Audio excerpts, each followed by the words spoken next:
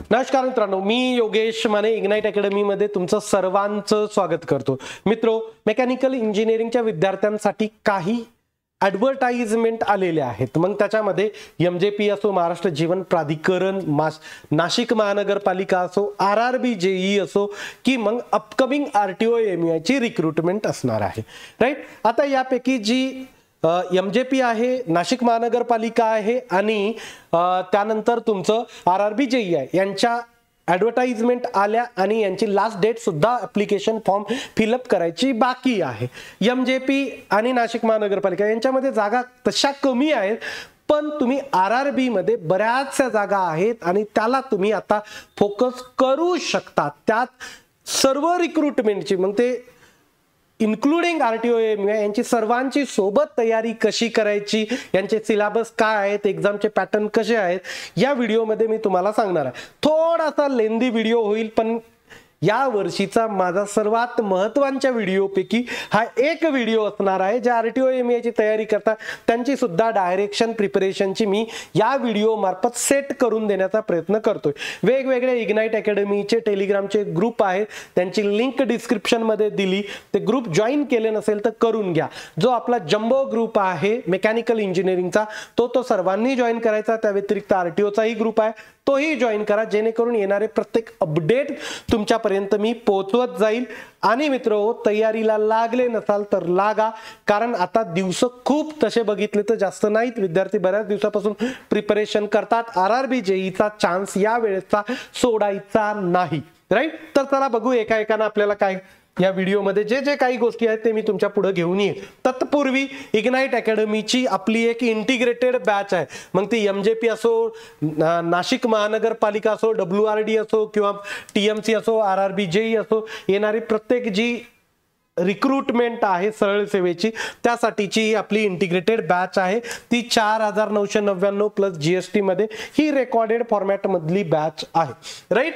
त्याचसोबत आपलं टीसीएसचं आणि आयबीपीएसच्या ज्या एक्झाम्स आहेत यांच्यासाठी गाईड जे नॉन टेक्निकलचं आहे, यामध्ये तुमची बुद्धिमत्ता, सामान्य ज्ञान, इंग्रजी आणि मराठी व्याकरण हे विषय इन्क्लुडेड आहेत। पीवायक्यूज याच्यामध्ये आहेत। 4600 पेक्षा जास्त क्वेश्चन तुम्हाला यामध्ये मिळतील। मी बऱ्याचशा विद्यार्थ्यांना काय म्हणतो की बाबा आरटीओ आपली अपकमिंग एक्झाम आहे आणि सगळ्यात नंतर आरटीओ होणार आहे। आता असे चिन्ह दिसतात की ही 2026 मध्ये जाईल, कारण आचारसंहिता वगैरे चालू आहे। आता थोडंसं आपलं 25च्या आशा मावळलेल्याच आहेत असंही समजू शकता। आता 26 कडे या ऍडचं पदार्पण चालू आहे।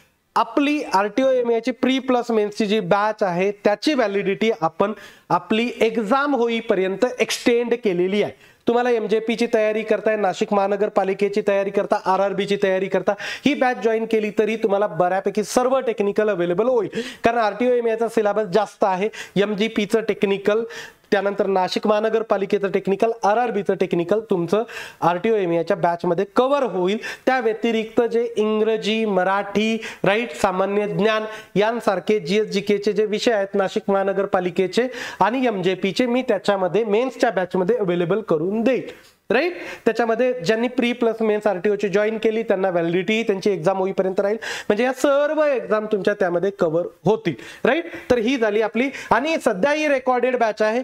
प्री लाईव्ह मध्ये चालू आहे, मेन्स रेकॉर्डेड आहे, पण मी जेव्हा मेन्सचे लाईव्ह सेशन चालू करेल, काही दिवसात ते लाईव्ह सेशन चालू होणार आहे, या विद्यार्थ्यांना त्याचा ऍक्सेस या बॅच मध्ये मिळून जाईल लाईव्ह सेशनचा। सध्या जरी रेकॉर्डेड असेल तर अपकमिंग जी लाईव्ह बॅच आहे मेन्सची ती याच बॅच मध्ये असणार आहे, राईट। म्हणजे तुमचे जे मुलांचे प्रॉब्लेम काय होतो की सर प्रत्येकासाठी वेगवेगळी बॅच लावायची का, गरज नाही। आरटीओ एमईआयची प्री प्लस मेन्सची बॅच लावा, त्यामध्ये मी तुमचं पूर्ण कव्हर करून देण्याचा प्रयत्न करतो। फक्त आरआरबीचा काही पोर्शन होऊ शकतं की तुम्हाला सेल्फ मध्ये नॉन टेक्निकलचा करावा लागेल, बाकी सर्व त्याच्यामध्ये अवेलेबल आहे। एखादा थोडा बहुत पार्ट जे सेंट्रल सी रिलेटेड आहे, बाकी एमजेपी, नाशिक महानगरपालिका आणि आरटीओ एमईआय तर 100% त्याच्यामध्ये तुम्हाला मिळूनच जाईल। आता पुढे चल, हे आहे आपलं महाराष्ट्र जीवन प्राधिकरण।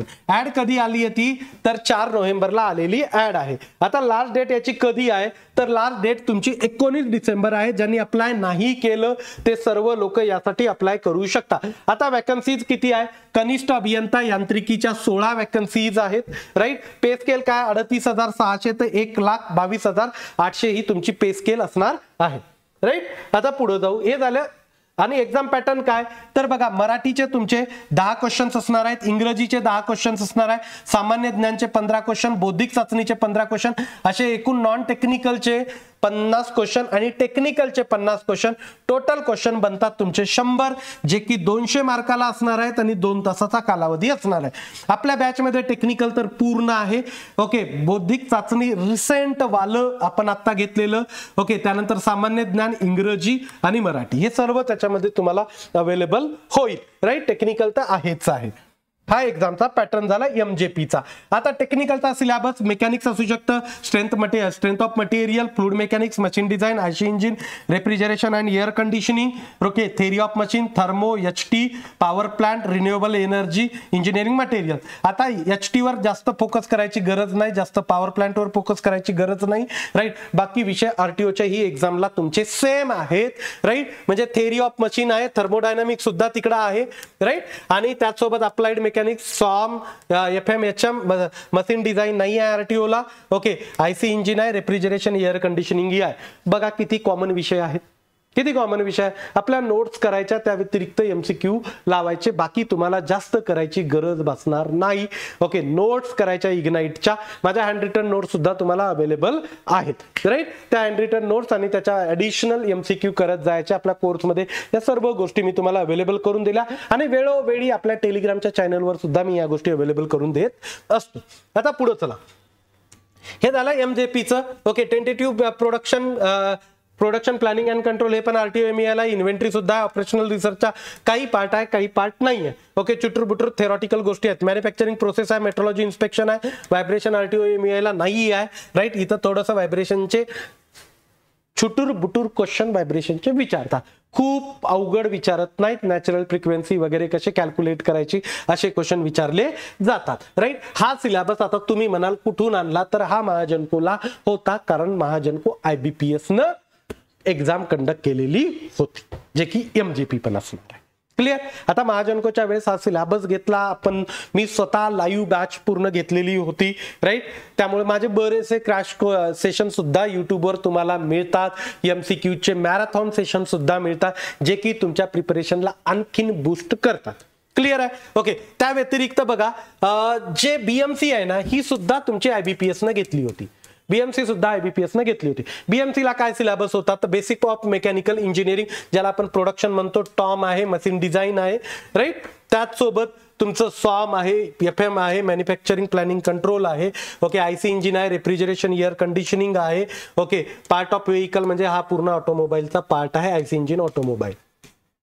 राईट, म्हणजे हा सुद्धा तुमचा कशाचा सिलेबस, ऑलमोस्ट सेम सब्जेक्ट आहे, सेम सब्जेक्ट आहे. कुठले कुठले, thermo, RAC, IC, FM, HM. Right, त्यानंतर प्रोडक्शन, टॉम, सॉम, हे सगळ्यात महत्वाचे विषय आहेत कुठल्याही एक्झामला. त्या व्यतिरिक्त ऍडिशनल विषय कुठले बनतात, तर कधी MDचे काही क्वेश्चन विचारले जातात, हीट ट्रान्सफरचे, पॉवर प्लांटचे. तुम्ही आरटीओ एमईआयचं जर थर्मो बघितलं, तर पॉवर प्लांटच्या काही सायकल आरटीओ एमईआय मध्ये थर्मोमध्ये कव्हर केल्या गेलेल्या आहेत. क्लिअर आहे. त्यामुळे काही जे कॉमन सब्जेक्ट आहेत ना, त्यांना पहिले उरकून घ्यायचं, जेणेकरून काय होईल की आपल्या सगळ्या एक्झाम सोबत तयारी होईल. मग तुमच्या नाशिक महानगरपालिकेला हे कॉमन वाले सब्जेक्ट आहेतच की. राईट, त्यानंतर एमजेपीला आहेत आणि RRBलाही आहेत. राईट, त्याच सोबत तुमच्या आरटीओ एमईआयला तर सिलेबस ओपनच आहे. क्लिअर, म्हणजे आरटीओ एमईआयचा सिलेबस ओपन आहे, RRBचाही सिलेबस ओपन आहे. आपल्याला प्रॉब्लेम येतो एमजेपी आणि नाशिक महानगरपालिकेच्या टेक्निकल सिलेबस गेस करायला, पण कॉमन सब्जेक्ट हे सर्व एक्झाम मध्ये असतात. यांनाच टार्गेट करायचं. मग आपल्याला स्ट्रॅटेजी ठरवताना काय करावं लागतं, पहिले आपण सगळ्यांच्या डेट बघून घेऊ. आता नाशिक महानगरपालिका बाकी पूर्ण डिटेल मधलं नोटिफिकेशन आपण घेऊन आलो. एक्सपिरियन्स कुठं लागतो, काय इलिजिबिलिटी क्रायटेरिया आहे, काय नाही, जेवढे क्रायटेरियासाठी मदत करता येईल प्रयत्न केलेले आहेत. पण काही प्रॉब्लेम्स कसे आहेत, आता जसं की आचारसंहिता सुद्धा ऑनगोईंग आहे, तर जे प्रयत्न असतात त्यांना थोडंसं लिमिटेशन लागतं आणि गव्हर्नमेंट सुद्धा काही आदेश काढू शकत नाही. ओके, तर पुढे बघा, याचेही ऑनलाईन ऍप्लिकेशन कधीपर्यंत, नाशिक महानगरपालिकेचे 1 डिसेंबर पर्यंत चालणार आहे. 1 डिसेंबर पर्यंत हे चालणार आहे. क्लिअर. आता याच्यामध्ये बघा, सहाय्यक अभियंता, ओके, यांत्रिकी याच्या 4 जागा दिलेल्या आहेत. ओके, 41,800 ते 1,32,300 पर्यंत स्पेस स्केल आहे. त्यानंतर कनिष्ठ अभियंता यांत्रिकी यांची 9 जागा आहेत. 38,600 ते 1,22,800 ही स्पेस स्केल आहे. त्यानंतर इथंही एक्झाम पॅटर्न काय, मराठी 15, इंग्रजी 15, सामान्य ज्ञान 20, म्हणजे हे 50 क्वेश्चन झाले तुमचे, राईट. त्याच सोबत तुमचं संबंधित विषय म्हणजे टेक्निकल 50 क्वेश्चन. ओके, तर असं एकूण 100 क्वेश्चन 200 मार्काला 2 तासाचा कालावधी, वस्तुनिष्ठ बहुपर्यायी म्हणजे एमसीक्यू टाईप मध्ये. आता तुम्ही बघितलं तर मराठी, इंग्रजी, सामान्य ज्ञान कॉमन सब्जेक्ट आहेत, फक्त बुद्धिमत्ता लिहिलेली नाही. ओके, एवढे कॉमन सब्जेक्ट आहेत. रिझनिंग तर आपल्याला करत आहे, आपल्या बाकीच्याही एक्झामला विचारलीच जाते. मग तुम्हाला टार्गेट ही एक्झाम सोबत करायला काय अडचण आहे?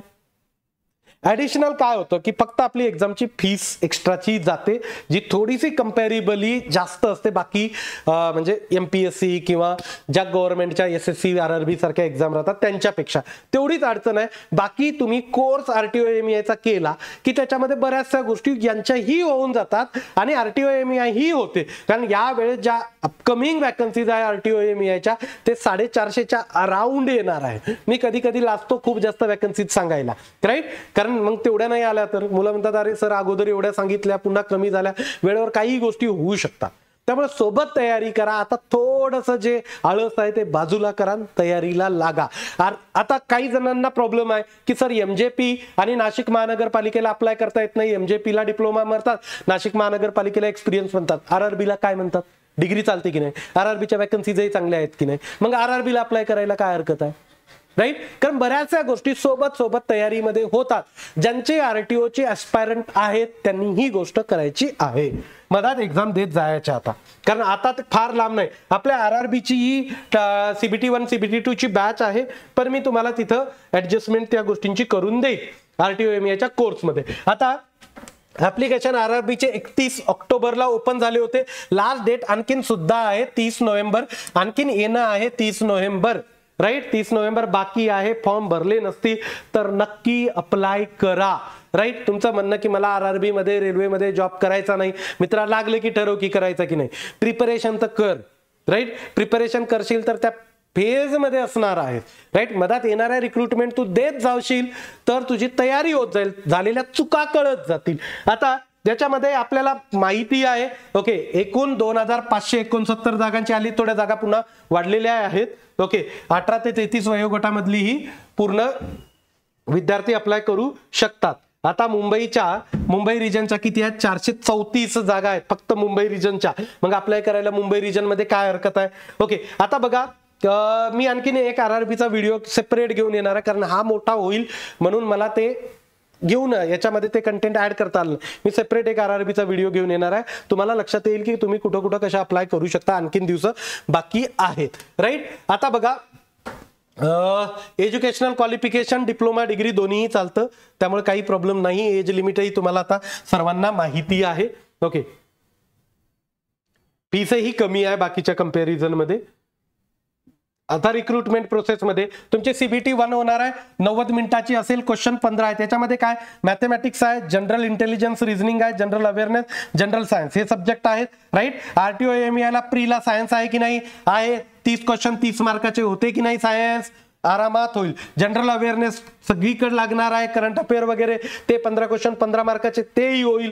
रिझनिंगचे 25 क्वेश्चन 25 मार्काला आहेत, बिलकुल आहेत. RTO MEI ला याच्यासाठी प्री मध्ये तुमचं मॅथमॅटिक्स वगैरेशी रिलेटेड क्वेश्चन असणार आहे, तिथेही काही ऍडिशनल तयारी होईल. तर मग प्रीला CBT 1 ला क्लिअर करण्या इतपत मार्क तुम्ही RTOच्या एक्झामच्या प्रिपरेशन सोबत कराल की नाही?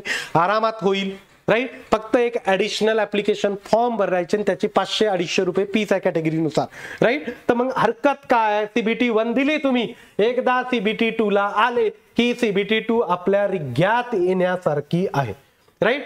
हे सिलेबस झाला, सिलेबस सांगितला मी तुम्हाला. ओके, आता येऊ आपण CBT 2 कर.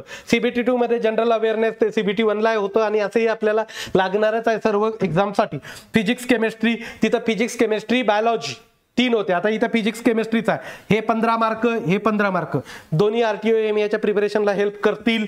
त्यानंतर बेसिक्स ऑफ कम्प्युटर ऍप्लिकेशन हे ऍडिशनल पार्ट आहे, याचं करता येईल थोडं बहुत, काही अडचण नाही. एक एक्झाम काढायची म्हणलं तर ऍडिशनल थोडाफार सब्जेक्ट करता येईल. Basics of environment and pollution control हे थोडंसं एक ऍडिशनल येतं 10 मार्काचं. क्लिअर. त्याचसोबत टेक्निकल ॲबिलिटी, टेक्निकल तर आपल्याला करायचंच आहे आरटीओ मेन्स, आरटीओ एमईच्या मेन्सला, नाशिक महानगरपालिकेच्या मेन्सला, त्याचसोबत तुमच्या एमजेपीच्या मेन्सला हे 100 मार्काचं टेक्निकल तर जशाल तसं करायचं आहे. थोडा बहुत हे 2 ऍडिशनल पार्ट आहे जे ऍडिशनली करावे लागतील बाकी एक्झाम पेक्षा. क्लिअर. पण मग करायला काय हरकत आहे जर आपल्या पुढे अपॉर्च्युनिटीज असतील तर, right.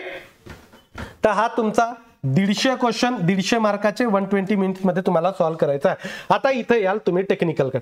Technical, the educational qualification mention against each post shows in annexure A have been grouped into a different exam groups as below. Question on technical ability will be framed in the syllabus defined for various exam group. Okay, annexure मध्ये दिलेला आहे. आता यांनी टेक्निकलचं सांगितलं. टेक्निकलचे same subject common वाले आहेत जे मी तुम्हाला सांगितले, राईट. आता विषय कसा येतो, आता जाऊ आपण आरटीओ एमईच्या रिक्रुटमेंट कडे. ओके, आरआरबीचे subject engineering, mechanics, material science, strength of material, machining म्हणजे प्रोडक्शन, वेल्डिंग, ग्राइंडिंग हे सगळं प्रोडक्शन म्हणजे मेट्रोलॉजी, प्रोडक्शन हा पार्ट तुम्ही पूर्ण प्रोडक्शनचा पकडू शकता. प्रोडक्शन हा पूर्ण production. Clear. Fluid mechanics and hydraulic machine, right. सोबत आता हे तुम्हाला सर्व दिले आहेत, हे आरआरबी मुंबईचं सांगितलेलं होतं तुम्हाला मी. ओके, 434 जागांचं ते याच्यामध्ये टाकलेलं आहे. क्लिअर. हा, डिपार्टमेंट वाईज दिलेलं आहे सगळ्यांचं.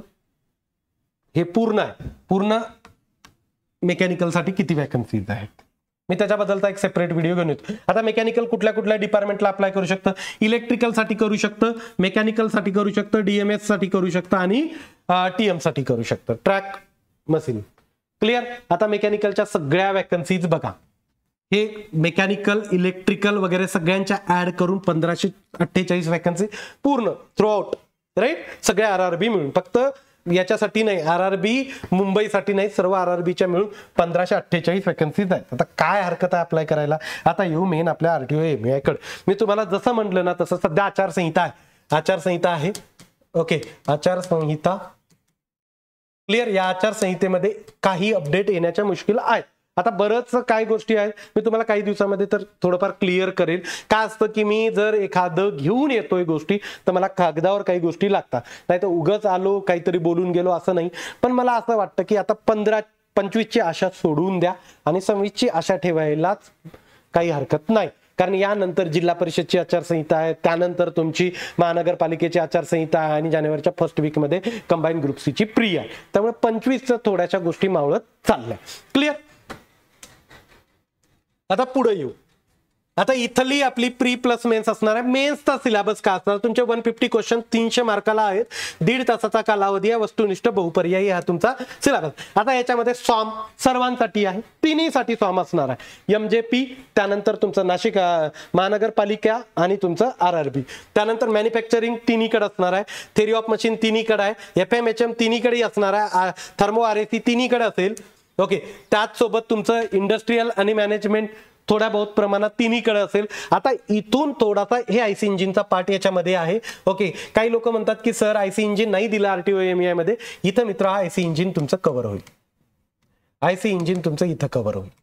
काही पार्ट त्याच्याशी रिलेटेडच शिकवावं लागेल. Okay, power developing system and construction. Okay, याच्यात चासीस बिसीस दिले ते काही ऑटोमोबाईल मध्ये जाईल, म्हणजे ऑटो प्लस आयसी या टॉपिक मध्ये होतं. आणि इथून पुढे स्पेसिफिकली तुमचा एमईआयचा सिलेबस बनतो, एमईआयचा सिलेबस बनतो. ब्रॉडली जर हे टॉपिक्स बघितले तुमचे cooling, lubrication system, transmission system, steering system and starting devices, त्यानंतर differential rear axle and brake, vehicle maintenance, automobile, vehicle आणि electronic system, introduction to EV, motor vehicle act, हे पुन्हा थोड्या दिवसानं करू शकता तुम्ही. या दोन्हीच्या डेट गेल्या की बाकीचे करा जे कॉमन आहेत. इथपर्यंतच जे म्हटलो ना मी पार्ट तुम्हाला, ओके, 6व्या 7व्या टॉपिक पर्यंतचा तो आता उरकून टाका एमईआयच्या मेन्सचा.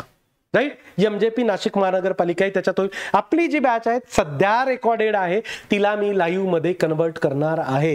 त्याच्यामध्ये तुम्हाला क्रॅश सेशन सर्व मिळेल. तुम्हाला इकडे तिकडे बाहेर कुठेही जायची गरज नाही. ती रेकॉर्डेड बॅचच्या ऍक्सेस मध्येच तुम्हाला पुन्हा लाईव्ह बॅचचाही ऍक्सेस मिळेल. प्री तर सध्या लाईव्ह चालू आहे, त्यामुळे काही दिवस थांबलो. थोडंसं प्रीचं कंटेंट कव्हर झालं की नंतर मी मेन्सला टाकेल, कारण विद्यार्थ्यांचा फोकस थोडासा क्लिअर होऊन जाणार आहे. ओके.